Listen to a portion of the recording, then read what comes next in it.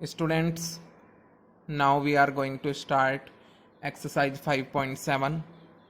Students, इस exercise में हमको second order derivative find out करना है। देखिए, सेकंड ऑर्डर डेरिवेटिव में कुछ नहीं, जो एक बार हम फर्स्ट ऑर्डर डेरिवेटिव करते हैं उसको ही अगेन डिफ्रेंशिएट करना होता है। चलिए मैं आपको प्रॉब्लम की हेल्प से समझा देता हूँ। देखते हैं पहली प्रॉब्लम। स्टूडेंट्स, 5.7 की प्रॉब्लम नंबर फर्स्ट है हमारे पास।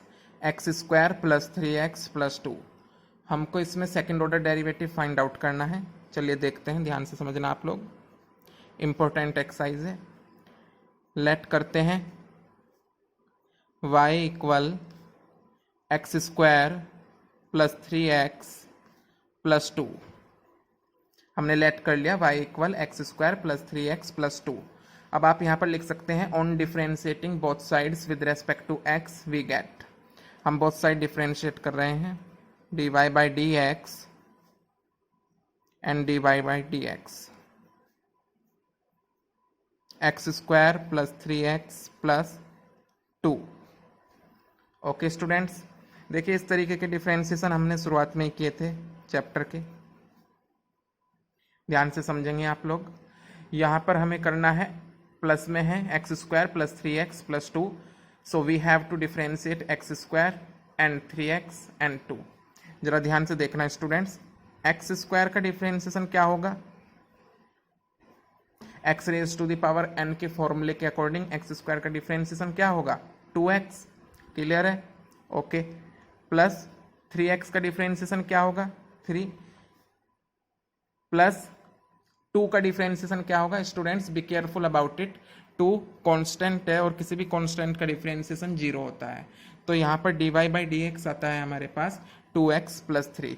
देखिए एक्सरसाइज 5.2 से 5.6 तक के बीच में हमने सारी डिफरेंशिएशन की प्रॉब्लम्स देख ली हैं, मेथड समझ लिया है। तो बड़ा बेसिक डिफरेंशिएशन था ये, dy बाई डी एक्स आ गया। अब बात करते हैं सेकंड ऑर्डर डेरिवेटिव की। अब जो ये dy बाई डी एक्स है, इसको हमें एक बार फिर से डिफरेंशिएट करना है। तो हम लिख सकते हैं again on differentiating both sides with respect to x we get. अब देखिए स्टूडेंट्स, अगर हम इसको एक बार फिर से डिफरेंशिएट कर दें तो हमें क्या मिलता है? हमें मिलता है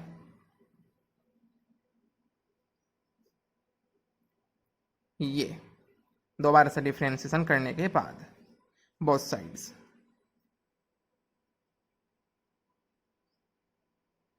समझ रहे हैं स्टूडेंट्स आप लोग? तो देखिए जरा डिफरेंशिएशन सिंपल है इस वाली प्रॉब्लम का। dy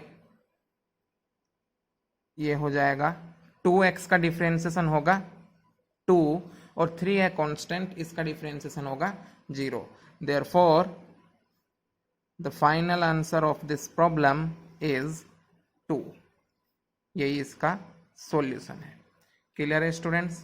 कॉन्सेप्ट क्लियर हुआ? यही कहलाता है सेकंड ऑर्डर डेरिवेटिव किसी भी फंक्शन का। चलिए प्रॉब्लम नंबर 2 देखते हैं। स्टूडेंट्स, प्रॉब्लम नंबर 2 है हमारे पास x raise to the power 20। इसका भी हमको second order derivative find out करना है। लेट करते हैं इसको y के इक्वल। अब आप लिख सकते हैं on differentiating both sides with respect to x we get dy by d x equal x raise to the power 20 का differentiation dy by d x equal, अब x raise to the power n के according जो formula है n x raise to the power n minus 1, उसके according ये हो जाता है 20 x raise to the power 19।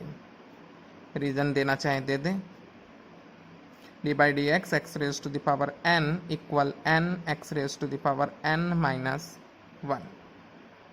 Clear है? ओके। ये है first order derivative dy by d x. अब इसका ही हमें फाइंड आउट करना है सेकंड ऑर्डर डेरिवेटिव। तो आप लिख सकते हैं again differentiating both sides with respect to x we get, तो ये होगा सेकंड ऑर्डर डेरिवेटिव।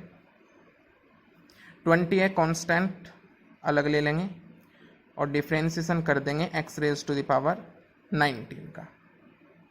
क्लियर है ना? ओके, चलिए मैं यहीं पर लिख देता हूँ। अब देखिए x raise to the power 19 का क्या होगा? 20 तो था ही यहाँ पर। x raise to the power n के अकॉर्डिंग इसका होगा 19 x raise to the power 18। Clear है, बिल्कुल कोई डाउट नहीं है इसमें, सिंपल है। ओके, अब जरा ध्यान से इसका फाइनल आंसर लिख देते हैं। तो सेकंड ऑर्डर डेरिवेटिव जो हुआ वो होगा 20 into 19 380 x raise to the power 18। Clear है? This is the solution of this problem. Students, if you have any doubt related to this, then you can write in comment sections. ऐसे ही detailed solution के लिए subscribe कीजिए ensure success, press कीजिए bell icon.